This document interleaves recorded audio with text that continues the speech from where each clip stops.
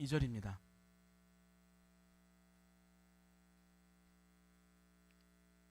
우리 두 절밖에 안 되니까 우리 한 목소리로 같이 읽어볼까요? 읽겠습니다. 시작. 그러므로 형제들아, 내가 하나님의 모든 자비하심으로 너희를 권하노니 너희 몸을 하나님이 기뻐하시는 거룩한 산 제사로 드리라. 이는 너희가 드릴 영적 예배니라. 너희는 이 세대를 본받지 말고 오직 마음을 새롭게 함으로 변화를 받아 하나님의 선하시고 기뻐하시고 온전하신 뜻이 무엇인지 분별하도록 하라. 아멘. 예, 드리지 않으면 바뀌지 않습니다라는 제목으로 우리 함께 말씀을 나누려고 합니다. 예, 우리는 하나님께 무엇인가를 이렇게 구하는 데는 꽤 익숙하지만 정작 하나님께 드리는 것은 쉽게 이렇게 머뭇거리는 경우가 참 많은 것 같아요. 그러니까 믿음의 사람들만 그런 것이 아니라 인간의 습성이 그런 것 같아요. 내 것을 움켜쥐려고 하는 그런 마음이 우리 안에 더 강하다라는 것이죠. 우리는 보통 내가 할 수 있는 만큼만 하고 더 이상은 하려고 하지 않습니다. 정해진 시간만 봉사를 하고 또 내가 여유가 있을 때만 다른 사람을 돕고 내가 손해볼 것 같으면 그 자리를 피하든지 아니면 그냥 하지 않으려고 하죠. 여러분, 그러나 성경은요, 즉 복음은 우리를 위해서 모든 것을 아낌없이 내어주신 하나님의 이야기입니다. 하나님은 우리에게 가장 소중한 자기 아들까지 주셨습니다. 그리고 예수님도요, 십자가 위에서 자기 생명을 누구를 위해서? 우리를 위해서 아낌없이 다 주셨습니다. 그렇다면 우리는 아낌없는 그 하나님의 사랑 앞에 어디까지 드려야 할까요? 라는 거예요. 오늘 우리에게 이렇게 물어보았으면 좋겠습니다. 나는 하나님께 정말로 드리고 있나? 그리고 내가 드리는 그 마음이 과연 내 삶을 바꾸고 있을까라고 하는 그런 질문이 우리 가운데 이 시간 있었으면 좋겠습니다. 바로는 오늘 로마서 12장에서 하나님의 은혜를 받은 우리가 이제는 어떻게 살아야 할지를 분명하게 가르쳐 주고 있습니다.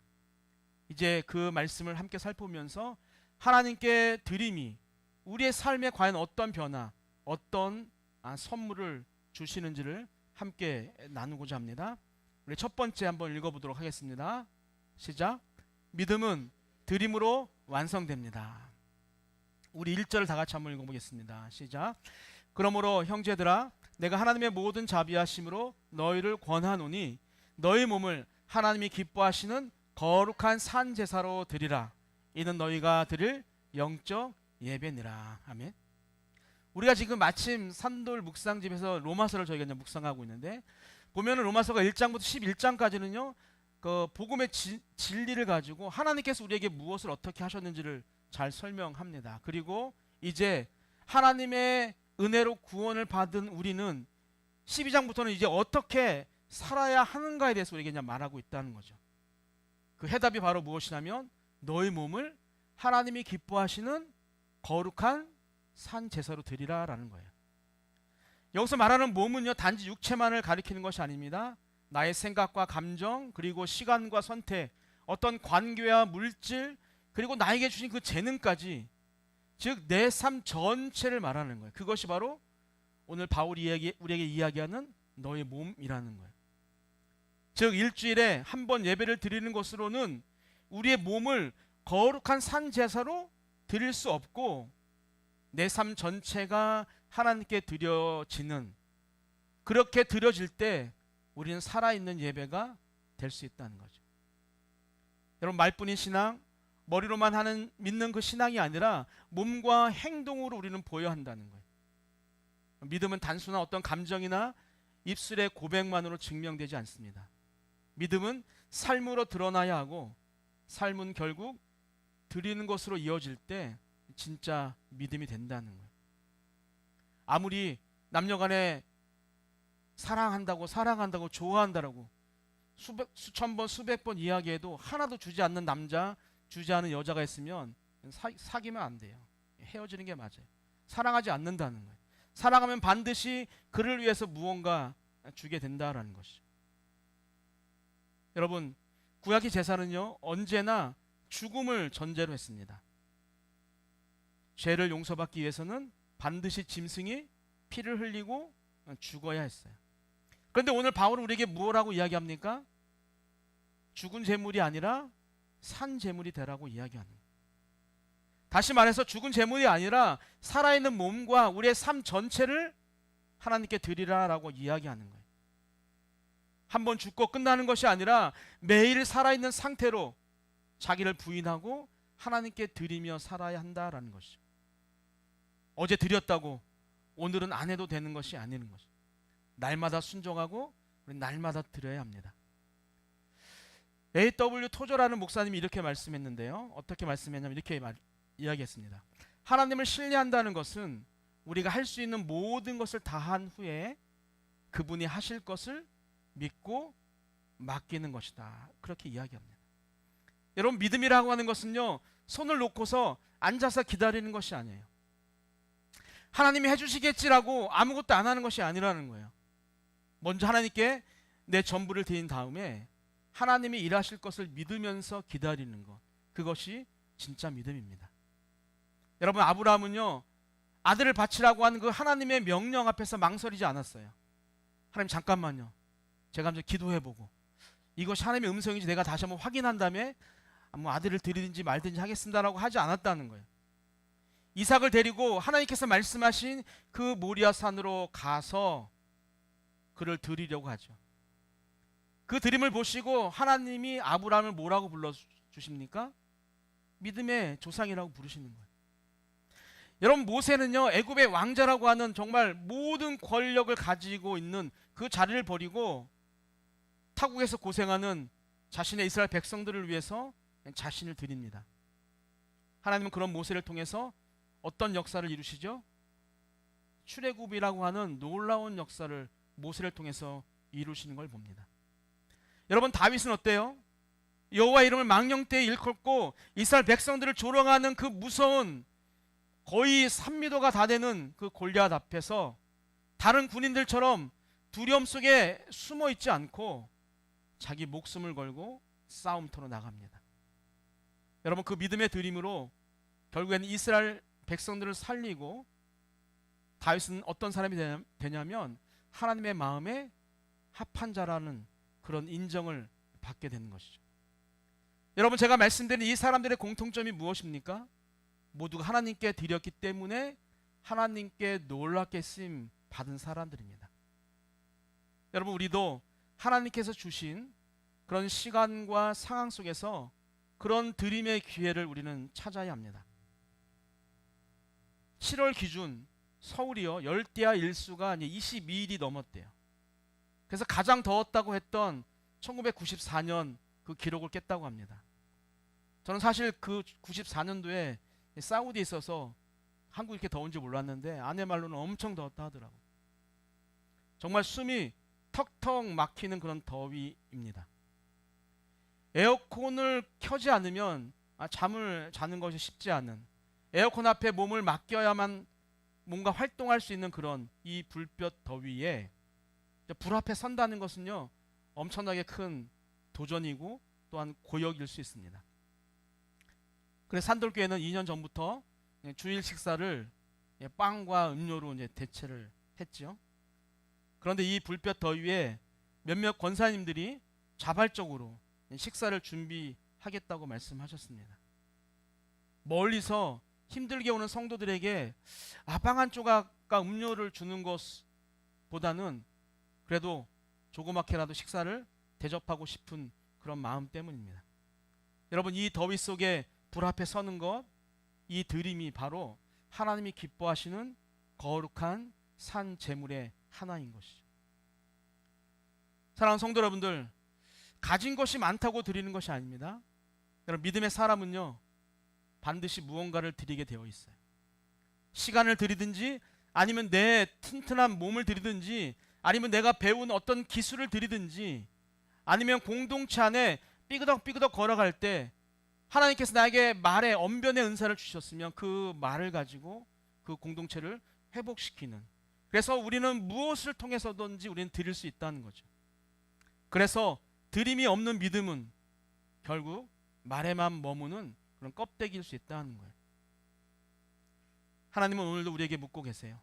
너는 나에게 무엇을 드릴 준비가 되어 있느냐? 여러분이 가진 시간, 또 열정, 지식, 또 섬김의 마음, 그 어떤 것이라도 좋습니다. 하나님을 위해 드리는 삶을 살아가기를 주님의 이름으로 축복합니다. 우리 두 번째 읽어보도록 하겠습니다. 시작. 드릴수록 마음이 새로워집니다. 우리 2절 상반절 한번 읽어볼게요. 시작. 너희는 이 세대를 본받지 말고 오직 마음을 새롭게 함으로 변화를 받아. 여러분, 바울은 지금 뭐라고 이야기합니까? 이 세대를 본받지 말고 마음을 새롭게 함으로 변화를 받으라라고 이야기하는 거예요. 본받지 말고 여기는 본받는 거예요. 여러분, 세상의 상식에서 벗어나서 하나님의 방식으로 살아갈 때 우리는 변화될 수 있다는 거예요. 세상의 흐름을 그대로 따르면서 하나님의 뜻을 온전히 따를 수는 없습니다. 오늘 바울이 말하는 이 세대는 어떤 단순한 시간적인 개념이 아닙니다. 세상이 중요하게 여기는 어떤 가치관과 생각, 그리고 우리가 살아가는, 모두가 따라가는 그런 세상의 방식을 말합니다. 쉽게 말하면 하나님 없이도 잘 살 수 있다는 그런 세상의 논리가 바로 이 세대입니다. 아유, 그만큼 했으면 됐어. 그 이상 하면 너 손해다. 주일 예배만으로도 충분해. 무슨 금요일까지 나오니? 무슨 새벽에 밴드로 말씀을 묵상해. 남을 위해서는 손해볼 필요 없어. 여러분, 이것이 바로 세상의 논리입니다. 그런데 안타깝게도 이런 말이요, 우리에게 너무 익숙하게 들린다는 거죠. 왜냐하면 우리 주변은요, 이런 생각으로 가득 차 있기 때문이에요. 기독교 인구가 25%에서 점점 떨어져서 지금 10% 중반대로 떨어졌다고 합니다. 그나마 그것도 우리 어르신들 때문에 퍼센테이지가 그만큼 올라가는 거지. 지금 초등학교 중학생들은 1%대, 대학생들 1%대. 그러니까 한 반에 많아야 한 명 정도가 예수를 믿는 거예요. 그러니 세상은요, 지금 그렇게 이야기한 것이 맞는 거예요. 남을 위해 손해보는 것은 바보라는 것이죠. 그래서 우리는 그 이야기가 맞지 않는 거라고 알면서도 그게 너무 익숙한 거예요. 왜? 다들 그렇게 살아가니까. 근데 바울이 그런 세상을 따라 살지 말라라고 이야기하는 거예요. 왜 그럴까요? 하나님은 우리의 일부가 아니라 우리의 전부를 원하시기 때문입니다. 우리 요한일서 3장 16절을 같이 한번 읽어보겠습니다. 시작. 그가 우리를 위하여 목숨을 버리셨으니 우리가 이로써 사랑을 알고 우리도 형제를 위하여 목숨을 버리는 것이 마땅하니라. 아멘. 여러분, 예수님의 사랑도 부분적이지 않았어요. 모든 것을 주셨어요. 하늘 보좌도 주셨고 하나님의 아들이라고 하는 자격도 주셨고 버리셨고 심지어 자기 목숨까지 주셨습니다. 여러분, 그 사랑을 아는 우리는 일부만 드리는 것에 만족하지 않고 전부를 드릴 수 있어야 합니다. 이 정도면 됐다라고 말할 수 없다는 거예요. 예수의 사랑을 아는 사람이라면 누구를 위해서? 형제를 위해서 목숨을 버리는 것이 맞다는 거예요. 하지만 많은 사람들은요, 여전히 삶의 중심에 내가 주인이 되어서 세상의 흐름을 따라 살아가는 것이죠. 여러분, 내 삶의 중심에 여전히 내가 주인으로 앉아 있다는 것은요, 결국 아무것도 내려놓지 않고 있다라는 뜻입니다. 내려놓지 않는다는 것은요, 결국은 드리지 않는다라는 거예요. 세상의 방식대로 살아간다라는 말입니다. 여러분, 세상의 방식대로 살아서는 오늘 바울이 이야기하는 그런 새로운 변화가 우리 안에서 일어날 수 없어요. 여러분, 드림과 헌신이 없으면 변화도 없다는 거예요. 드림과 헌신이 있을 때 우리는 이 세대를 본받지 않고 이 세대를 벗어나서 새롭게 함으로 변화를 맞이하게 되는 것입니다. 여러분, 변화는요, 그냥 기도한다고 일어나지 않는다는 거예요. 여러분, 변화는요, 감정만으로 되는 것이 아니에요. 예배 시간에 설교를 통해서 한 찬양을 통해서 우리가 막 뜨거움을 느끼는 경우가 있지 않습니까? 눈물이 막 나오고 내 안에 어떤 것들이 막 이렇게 끓는 그런, 근데 그런 감정만으로는 되지 않는다는 거예요. 드려야 합니다. 삶의 일부가 아닌 전체를 하나님께 드릴 때 비로소 변화가 시작되는 거예요. 시간도 물질도 내 자신도 이 모든 것을 드릴 때 하나님은 우리를 새롭게 바꾸셔요. 여러분 예를 들어서 세상은요 시간은 뭐라고 이야기합니까? 시간은 금이라고 하죠. 근데 뭐 금이 돈이니까 시간이 돈이라고 말하죠. 그런데 하나님께 시간을 드리는 것은요 그럼 어떤 거예요? 세상의 논리가 아닌 하나님의 논리를 따르겠다라고 고백하는 것이라는 거죠. 세상은요 돈이면 뭐든지 할 수 있다라고 이야기합니다. 그런 세상 속에서 내가 그런 세상 속에 몸을 이렇게 함께 살아가면서 내가 물질을 드릴 수 있는 것은요 내 안에 탐심과 소유욕을 버리는 것이고, 그리고 내가 가진 것이 내 것이 아니라 주님께서 주신 것입니다 라고 고백을 한다라는 것이죠. 세상에서 너가 제일 중요해 라고 우리는 많이 말을 듣죠. 그렇게 가르치는 세상에서 내 자신을 하나님께 드리는 것은요 내 삶의 주인이 내가 아니라 하나님이라는 것을 고백하는 것입니다. 여러분 이런 고백을 하는 사람은요 반드시 변하게 되어 있습니다. 우리가 무언가를 꽉 쥐고 있는 한 하나님은 우리의 삶에 새로운 일을 하실 수 없어요. 하나님의 그 새 역사는 우리의 빈손에 임합니다. 모든 것을 주님 앞에 내려놓았을 때 드디어 하나님의 새로운 일이 시작된다라는 것이죠. 그래서 바울은요 마음을 새롭게 하라라고 이야기하는 거예요. 단순히 어떤 긍정적인 사고 뭐 진취적인 그런 생각을 하라는 뜻이 아닙니다. 완전히 본질적으로 새롭게 된다라는 의미예요.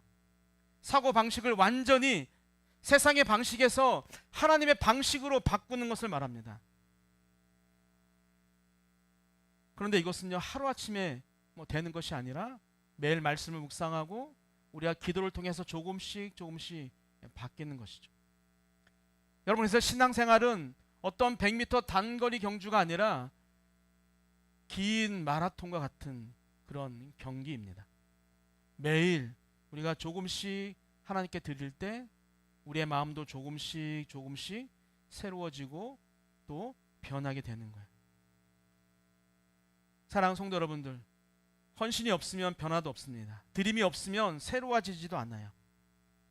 여러분의 시간과 물질 그리고 여러분 자신을 하나님께 드릴 때 하나님은 여러분의 삶에 반드시 새로운 일을 행하실 거예요. 우리는 늘 무엇인가 하나님으로부터 은혜를 받는 사람들을 보면 부러워합니다. 저 집사님처럼 나도 됐으면 좋겠다고, 저 권사님처럼 됐으면 좋겠다고, 목사님의 자녀들처럼 뭐 아이들이 좀 잘 자랐으면 좋겠다라고, 어떤 권사님의 자녀들처럼 좋은 곳에 취업했으면 좋겠다라는 마음들이 우리 안에 있죠. 근데 가만히 보면 드리지 않는 경우가 참 많은 거예요. 여러분 드리지 않으면 하나님이 절대로 채워주지 않으세요. 여러분이 드릴 수 있는 것 그 중에 하나를 한번 마음껏 한번 드려보십시오. 그리고 나서 여러분의 삶 가운데 어떤 변화가 일어나는지를 한번 여러분 하나님을 한번 시험해 보세요. 하나님이 분명히 우리에게 복을 주신다고 했는데 왜 나에게만 복을 주시지 않을까? 왜 나만 이렇게 힘들고 어려운 삶을 계속 살아갈 수밖에 없을까라는 그런 생각을 한번 해보세요. 그러면 아마도 드리는 것보다 구하는 것이 훨씬 더 많을 거예요. 아니 드리는 것이 아예 없고 매일같이 이것 주세요 저것 주세요 이야기하는 그런 칭얼대는 아이들 같이 그런 삶을 내가 지금까지 살아왔는지도 모릅니다. 이제 우리가 바뀌어야 돼요. 여러분 드림을 통해서 여러분의 삶이 새롭게 변화되기를 주님의 이름으로 축복합니다. 세 번째 같이 한번 읽어보겠습니다. 시작. 드릴 때 하나님의 뜻이 보입니다. 우리 2절 하반절을 읽어보겠습니다. 시작. 하나님의 선하시고 기뻐하시고 온전하신 뜻이 무엇인지 분별하도록 하라. 아멘. 성도님들과 뭐 대화를 하다 보면 뭐 저도 그런 경우가 많지만 이런 말을 하는 경우가 많아요. 하나님의 뜻이 무엇인지 모르겠다. 저도 그런 경우가 참 많은 것 같아요. 무엇을 하다 보면 정말 하나님의 뜻은 무엇일까? 우리는 하나님의 뜻을 알 수 없다라고 너무나도 많이 이야기하지만 오늘 바울은요 분명히 하나님의 뜻을 우리가 분별할 수 있다라고 이야기합니다. 여기서 분별하다라고 하는 이 헬라어 도키마조라는 이 단어는 어떤 뜻이냐면 단순히 어떤 머리로 지식적으로 아는 것을 의미하지 않아요. 시험해보고 실제로 그렇게 살아보고 체험을 통해서 알게 된다라는 그런 뜻입니다. 즉 하나님의 뜻은요 어떤 이론이 아니라는 거예요. 어떤 상식이 아니라는 거예요. 체험입니다. 우리의 삶의 자리에서 우리가 드리고 순종하면서 직접 알아가는 것이 바로 하나님의 뜻이라는 거죠. 우리가 하나님께 삶을 드리면 그 삶 위에 하나님의 뜻을 우리에게 이렇게 써주세요. 각인시켜 준다는 거예요. 내 뜻이 무엇인지를 우리에게 보여주신다라는 거예요. 우리의 시간과 선택을 우리가 하나님께 맡기면 그 선택의 길에서 하나님의 인도하심을 우리는 경험하게 됩니다. 여러분, 예수님도 그 길을 걸어가셨죠. 그래서 겟세마네 동산에서 내 뜻대로 마옵시고 아버지의 뜻대로 되기를 원합니다라고 기도를 하셨어요. 여러분, 이 고백은 어떤 유유자적한 상황 가운데서 돼도 좋고 안 돼도 좋고 이런 상황이 아닌 거죠. 이제 십자가 앞에서 죽음이라고 하는 인간이 겪어야 하는 가장 큰 고통 앞에서 전적으로 내 자신을 하나님께 드리겠다라고 하는 그런 순종의 기도입니다. 여러분, 그렇게 하나님의 뜻은요, 드릴 준비가 된 자에게 보여지고 열리는 거예요. 여러분, 순종할 준비도 없이 하나님의 뜻만 구할 때 하나님은요, 종종 침묵하시는 거예요. 왜? 이야기해도 안 할 거니까. 말씀해 주셔도 순종 안 할 거니까. 구약의 사무엘도 어린 시절 하나님의 음성을 듣고 이렇게 말합니다. 말씀하옵소서, 주의 종이 듣겠나이다. 무슨 뜻이에요? 이 듣겠다라고 하는 것이 그냥 우리가 흘러오는 소리를 듣겠다는 것이 아니라, 히브리어의 이 듣다라는 것은, 쉐마라고 하는 것은요, 들은 대로 행하겠다라는 거거든요. 즉 말씀하신 대로 할 것이니까 하나님 나에게 말씀해 주세요라고 지금 사무엘이 이야기하는 거예요. 여러분, 그렇게 사무엘이 들을 준비가 되어 있기 때문에 하나님의 뜻을 분명히 하나님은 사울에게 말씀을 하시는 것을 우리는 성경을 통해서 볼 수 있습니다. 혹시 지금도 앞으로 무엇을 해야 할지, 하나님의 뜻이 무엇일까 고민하고 있다면 스스로 이렇게 물어보세요. 나는 지금 하나님께 무엇을 드리고 있는가? 그리고 하나님이 말씀하시면 나는 순종할 준비가 되어 있는가? 드림이 없는 분별은 없습니다. 드릴 때 그때 하나님의 뜻이 보이는 거예요. 여러분, 우리가 직장을 선택하기 위해서, 자녀의 진로를 위해서, 어떤 교회의 헌신의 자리 등 우리가 수없이 많이 망설이고 기도만 하는 그 수많은 영역 가운데서 어느 순간 우리가 주님 앞에 내가 드리겠습니다 라고 마음을 정하면, 우리의 뜻을 정하면 놀랍게도 하나님은요, 우리가 상상하지 못하는 그런 길을 열어주십니다. 그런 것들을 우리는 경험하며 살아간다는 거죠. 여러분, 그렇게 하나님의 뜻은요, 우리가 드린 그 마음 위에, 순종의 마음 위에 그렇게 쓰여진다라는 것이죠. 제가 계속 드리라고 하니까 불편하신 분들도 있는데, 여러분, 드림은요, 헌금이나 봉사만을 의미하지 않아요. 제가 말씀드린 것처럼 내 생각과 내 계획과 내 감정과 내 시간과 내 미래, 지금 내 삶에 포함되어 있는 그 모든 것을요, 그냥 하나님의 손에 맡긴다라는 거예요. 그것이 드리는 거예요. 하나님이 우리의 인생 속에, 우리가 하나님 앞에 우리의 인생을 온전히 맡기게 되어질 때 하나님의 뜻을 우리가 알 수 있다니까요. 선하고 기쁘시고 온전하신 뜻을 우리는 알 수 있다는 거예요. 그래서 여러분, 하나님의 뜻은요, 언제나 우리에게 좋은 거예요. 선한 거예요. 하나님이 또 기뻐하시는 방향으로 하나님의 뜻은 나아가게 되어져 있습니다. 그리고 하나님의 뜻은요, 부족함 없는 완전한 길이에요. 여러분, 우리가 그 길을 걸어가고 싶지 않습니까? 우린 좋은 길, 하나님이 기뻐하시는 길, 그리고 어떤 부족함도 없이 완전한 길을 우리는 걷고 싶지 않아요? 여러분, 그것이 하나님의 뜻이라니까요. 우리가 근데 그 하나님의 뜻을 우리가 하나님 앞에 나의 모든 것들을 드릴 때 그것을 보여주신다라는 것이죠. 그러니 우리는요, 두려워하지 말고 그 뜻을 따라갈 수 있어야 하고, 우리는 또 따라갈 수 있는 거예요. 만약에 그 길이 두려움의 길이고 그 길이 고통의 길이고 고난의 길이라고 한다면 우리는 하나님의 뜻을 알 이유가 없죠. 알고 싶지도 않죠. 하지만 우리가 하나님의 뜻을 알게 되어지면 선한 길, 기뻐하시는 길, 완전한 길을 갈 수 있다는 거예요. 사랑하는 성도 여러분들, 하나님께 더욱더 가까이 가시길 소망합니다. 지금까지 붙잡고 있던 모든 것들을 주님 앞에 내려놓으세요. 그리고 삶 전체를 주님께 드리시기 바랍니다. 우리의 것을 드릴 때 하나님의 뜻이 보이고, 우리는 그 뜻을 억지로만 따라가는 사람이 아니라 그 하나님의 뜻을 이루는 멋진 그런 일꾼들이 될 것입니다. 아멘. 결론입니다. 여러분, 믿음은요, 어쩌면 하나님께 주세요 하고 이렇게 시작되는 것 같아요. 하나님께서 뭐라고 얘기했냐면, 예수님께서 구하라 그러면 너에게 주실 것이라 라는 그 말씀이 안 믿어지면 우리는 기도하지 않을 거 아니에요. 근데 우리는 그 말씀이 믿어지기 때문에 기도하는 거예요. 그래서 우리는 구한다는 거예요. 그리고 우리는 그 하나님께 구함을 통해서 우리는 지금까지 살아오면서 많은 하나님의 은혜와 또 하나님의 위로를 받고 여기까지 왔다는 거죠. 그래서 우리의 믿음은 구함으로부터 시작되는 거예요. 구하라 그러면 너에게 주실 것이라고 그렇게 말해도 360일 한 번도 구하지 않고, 주님 저는 내 뜻대로 내 힘으로 하겠습니다. 주님이 다른 사람 기도도 들어주실 게 너무나도 많을 텐데 나까지 기도하면 우리 하나님 얼마나 힘드실까요? 라는 쓸데없는 생각하면서 기도도 안 하고, 그러니까 믿음이 시작도 하지 못하는 거예요. 구하라고 했는데 구하지도 않는 거예요. 부르짖으라고 했는데 그러면 크고 은밀한 놀라운 계획들을 보여주신다라고 말씀하셨는데 부르짖지 않는 거예요. 그러니까 믿음이 아직도 출발도 못한 거죠.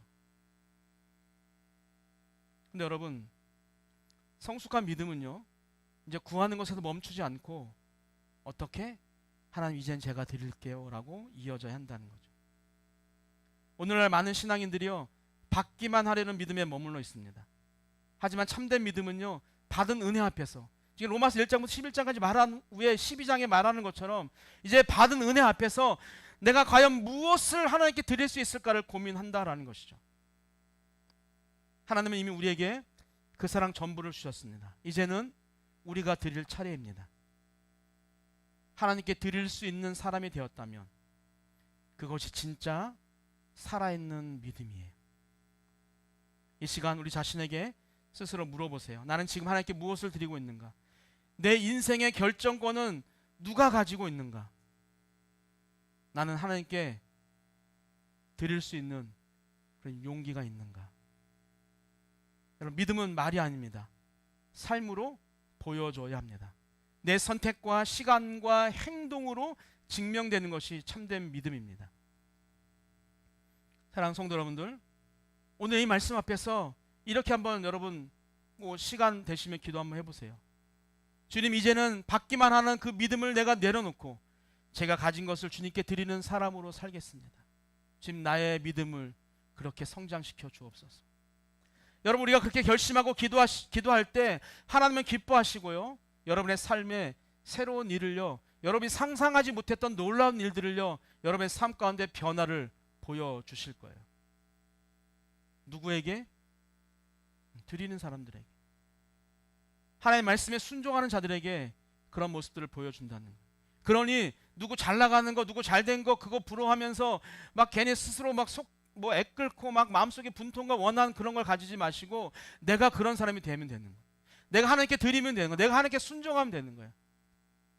그러면 하나님께서요, 나를 그렇게 사용해 주신다는 거예요. 믿음은 단순한 고백이 아니에요. 삶으로 드러나는 결단이고 하나님께 드리는 행동입니다. 우리 오늘 참석하신 우리 산들교회 성도님들과 우리 방문하신 모든 분들, 말로만 믿는 자가 아니라 삶으로 하나님께 드리는 자 되기를 주님의 이름으로 축복합니다.